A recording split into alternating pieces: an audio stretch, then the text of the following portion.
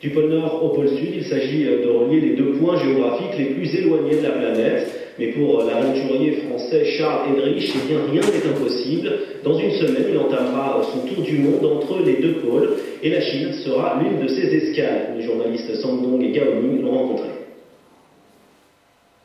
Pôle Nord et pôle Sud, extrémité du monde, terre de glace et de neige où le froid a tout couvert. Mais pour Charles Eldritch, ce ne sont que des étapes dans son périple. Il prévoit d'accomplir un tour du monde dès la semaine prochaine au départ du Groenland en ayant recours aux énergies renouvelables et en accomplissant son voyage à ski, en chien de traîneau, en bateau à voile, à vélo, etc. Il reliera les deux pôles et prévoit d'atteindre le pôle Nord en avril 2010. Charles Eldritch est un homme d'affaires de succès. Il possédait une entreprise cotée en bourse, mais cette vie confortable et tranquille ne comblait pas suffisamment sa soif de découverte et de voyage. En 2002, à 44 ans, il a vendu son entreprise et s'est lancé dans l'aventure. Charles a aujourd'hui retrouvé le plaisir de dépasser les limites de l'impossible. Ma discipline, si on peut dire, c'est l'aventure, mais je me serais aussi passionné si j'avais été champion de badminton ou champion de tennis.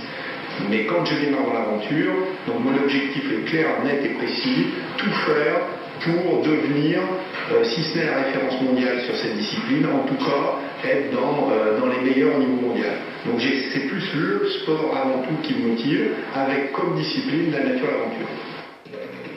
Charles a aussi participé au Paris-Dakar moto, au tour du monde à la voile et à l'ascension de l'Everest par la voie chinoise.